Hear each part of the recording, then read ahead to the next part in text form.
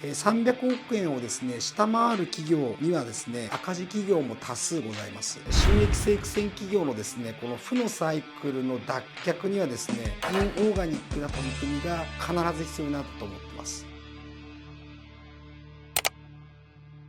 ではですね、11月、今月もですね、月間カーブアウトスタートさせていただきたいと思います。今回のですね、話題は、工作機械業界をテーマに、さらには、日本のですね、上場企業の構造、これについてですね、少しご説明していきたいなというふうに思っております。改めてですね、工作機械製造企業はですね、日本に約300社近くあるというふうに言われています。そのうち、上場企業がですね、32社、非上場企業が331社ございます。さらにちょっと細かく見ていきたいなというふうに思っております。売上規模が100億円未満のですね、上場企業が8社、非上場企業がですね、303社あるという状況です。これですね、非常に過当競争に陥っている、混在しているというふうに言っても過言ではないのかなというふうに思っております。そんな中、工作機械製造業界のですね、収益構造について少し見ていきたいと思っております。業界企業のですね、収益性を見ると、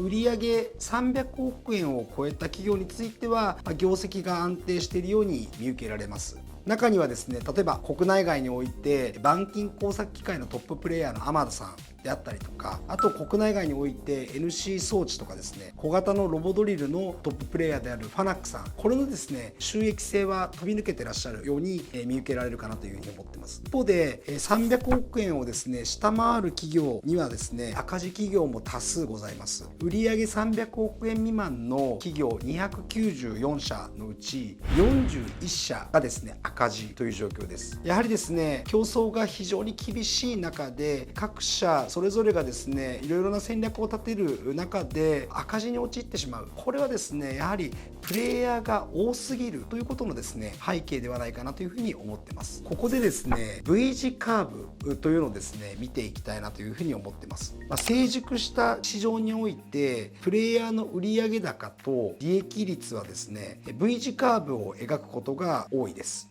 事業領域を尖らせた企業とスケールをですね追求して収益を確保する企業がいる一方ですね、中堅規模の企業が非常に苦戦している、これをですね V 字カーブというふうに呼びます。最大手になるとスケールメリットが効いてですね収益性が非常に高くなる。その反対側では事業を研ぎ澄ませればですね規模は小さいんだけど非常に高い利益率を実現する企業が出てくる。その間の企業ですね、中堅規模の企業様には収益性に苦戦する例が非常に多く見られる。これがですね V 字カーブ業界のですね特色ではないかなというふうに思っております。そんな中、収益性苦戦企業のですねこの負のサイクルの脱却にはですねインオーガニックな取り組みが必ず必要になると思っています。即効性が見込める内容以外の投資しづらい、競争優位の構築に至らない、業績が事業環境に左右されやすく安定しない、このですね負のスパイラルから脱却するためにはですね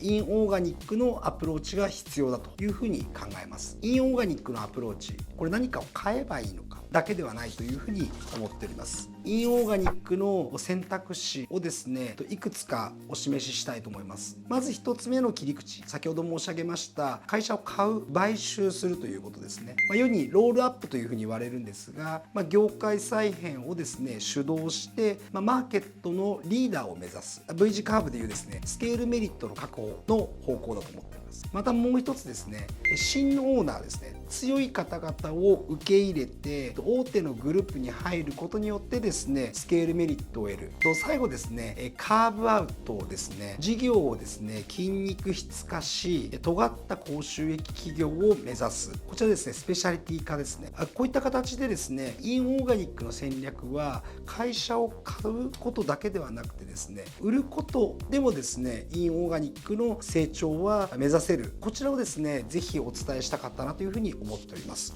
今日のまとめですね、特にですね成熟市場においては構造的な課題から脱却するためには買うことそして売ること両面のですね選択肢を広く検討する必要があるというふうに思っております。再編が起こる業界には構造的な背景がですね必ずあるんだと思っております。構造的な背景があるべくして起こるべくしてある、これがですね再編がですね進む業界の一つの特色なのかなというふうに思っています。工作機械業界にも見られる売上高利益率のですね V 字カーブはよく見られるパターンの一つかなというふうに思っています。勝ち筋はスケールメリットを追求するか、もしくは専門性に尖るか、こちらのですね両面の方策ではないかなというふうに思っています。次回はですね繊維業界についてお話しできればなというふうに思っております。繊維業界ですね、日本の歴史の中で非常に重要な役割を担ってきた業界でございます。ただですね足元なかなかですね繊維ではですね収益を図ることができない中、各社がですねどういう戦略をとってどういう形でですね発展成長してきたかということについて